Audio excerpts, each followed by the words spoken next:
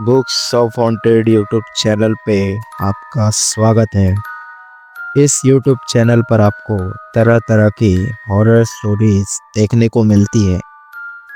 अगर आपको ऐसी वीडियोस देखना पसंद है तो हमारे यूट्यूब चैनल को सब्सक्राइब करना ना भूलें।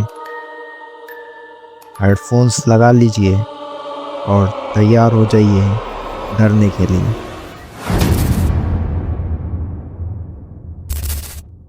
उत्तर प्रदेश के बाराबंकी जिले में एक छोटा सा गांव है पिपरी।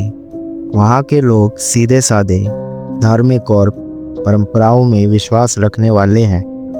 इस गांव में एक पुरानी हवेली है जो आज भी वीरान खड़ी है। लोगों का कहना है कि वहाँ छलावा रहता है, एक ऐसी आत्मा जो किसी और का रूप धरकर लोगों को भ्रमित करता है। इस कहानी की शुरुआत होती है करीब 30 साल पहले, जब गांव में रामदयाल नाम का एक शिक्षक अपने परिवार के साथ इस हवेली में रहने आया था। रामदयाल एक शिक्षित और व्यवहार कुशल व्यक्ति था। उसकी पत्नी कमला और 2 छोटे बच्चे अंशु और गुड़िया उसके साथ थे। गांव वालों ने शुरुआत में उन्हें इस घर के बारे में चेतावनी दी थी, लेकिन रामदयाल ने इन बातों को अंधविश्वास मानकर नज़रअंदाज कर दिया। उसे विश्वास था कि यह सब सिर्फ मनगढ़ कहानियां हैं जो लोगों के डर और अज्ञानता से जन्मी हैं। लेकिन कुछ ही दिनों में उन्हें कुछ ऐसा महसूस हुआ जो उनकी सोच बदलने के लिए काफ़ी था। पहली घटना एक रात को घटी। कमला ने साफ साफ देखा कि आंगन में उसकी सास, जो कि 2 साल पहले गुजर चुकी थी, खड़ी है और उसे बुला रही है। वह कुछ पल के लिए ठिठक गई, फिर डरते डरते बाहर निकली, लेकिन वहाँ कोई नहीं था। कमला ने इसे सपना मानकर टाल दिया, पर अगले दिन जब उनके बेटे अंशु ने भी यही बात कही कि दादी आई थी और उन्होंने उसे अपने साथ चलने को कहा था, तो कमला घबरा गई। धीरे धीरे अजीब घटनाएं बढ़ने लगी। रात को खिड़की खुलने बंद होने की आवाज़ें आती थी, दीवारों पर साए चलते नजर आते थे और घर का माहौल हमेशा भारी सा महसूस होता था, जैसे कोई नकारात्मक शक्तियां घर में घूम रही हो। लेकिन जो सबसे डरावनी बात थी कि जो भी इन घटनाओं को नज़रअंदाज करता था, उसके साथ कुछ न कुछ अनहोनी जरूर होती थी। एक दिन की बात है, रामदयाल स्कूल से घर लौट रहा था। रास्ते में एक बूढ़ी औरत ने उसे रोक लिया। वह औरत गहरे हरे रंग की साड़ी में थी और उसने सिर्फ इतना कहा, घर में कुछ बाकी है बेटा जो जाना नहीं चाहता।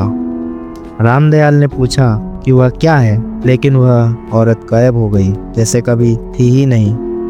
वह भागते हुए घर आया और देखा कि कमला बेहोश पड़ी है। बच्चों ने बताया कि माँ रसोई में थी, तभी किसी ने उनका नाम लेकर बुलाया और जैसे ही वह मुड़ी गिर पड़ी। उस दिन के बाद से कमला की तबीयत लगातार बिगड़ती चली गई। वह कुछ भी खा नहीं पा रही थी और अक्सर नींद में अजीब अजीब बातें करती, जैसे कि मैंने उस दिन उन्हें माफ़ नहीं किया था, वे सब झूठे थे, सब झूठे। रामदयाल ने डॉक्टर बुलाए, ओझा बुलाया, पंडित बुलाया, शांति पाठ करवाया, लेकिन कुछ फायदा नहीं हुआ। तभी गांव के एक बुजुर्ग दीनानाथ रामदयाल के पास आए और बोले, बेटा, यह जो हवेली है ना, इसमें सुमित्रा की आत्मा भटक रही है। वह इस घर की पहली मालकिन थी। रामदयाल ने पहली बार ध्यान से गांव के इतिहास को जानना शुरू किया। उसे पता चला कि सुमित्रा एक तेजस्वी महिला थी जिसने समाज के नियमों के खिलाफ जाकर अपने प्रेमी से विवाह किया था। लेकिन जब उसका प्रेमी उसे धोखा देकर भाग गया तो सुमित्रा ने इस घर में खुद को आग लगा ली। मरने से पहले उसने कहा था, जो भी इस घर में आएगा उसे मेरी पीड़ा का एहसास होगा। रामदयाल को अब समझ में आ गया था कि उसकी पत्नी के साथ जो हो रहा है वह सिर्फ बीमारी नहीं, किसी आत्मा का प्रभाव है।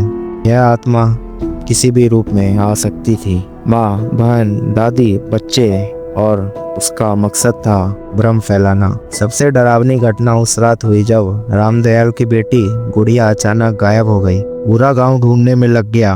आखिरकार 3 दिन बाद वह घर के पुराने कुएं के पास बेहोश मिली।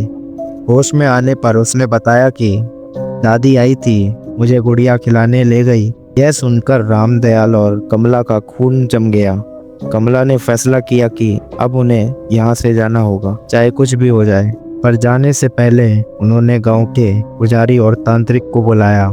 एक पूरी रात चले हवन और अनुष्ठान के बाद पुजारी ने बताया कि सुमित्रा की आत्मा को सिर्फ तब शांति मिलेगी जब उसके अंतिम शब्दों को सुना जाए, जब कोई उसका दर्द समझे और उससे माफी मांगे। कमला ने साहस करके सुमित्रा की आत्मा से बात करने की ठानी।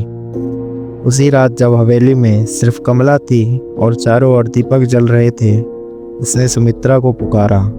अचानक कमला के सामने वही औरत प्रकट हुई, जलती हुई, बिखरे बाल, आंखों में आंसू और दर्द। कमला ने कहा, मैं तुम्हारे दर्द को समझ सकती हूँ। तुम अपने साथ हुए अन्याय की सजा सबको क्यों देती हो? तुम अब आज़ाद हो सकती हो। सुमित्रा की आत्मा थोड़ी देर चुप रही, फिर बोली, मैं इंतजार कर रही थी, कोई तो हो जो मेरी बात सुने। अब मैं जा रही हूँ। वह जैसे आई थी वैसे ही गायब हो गई। उस रात के बाद से हवेली में कोई घटना नहीं हुई। कमला की तबीयत धीरे धीरे ठीक हो गई और रामदयाल अपने परिवार के साथ गांव छोड़कर शहर चला गया। आज भी वह हवेली वीरान है, लेकिन अब वहां कोई डर नहीं है, बस एक खामोशी है जो बहुत कुछ कहती है।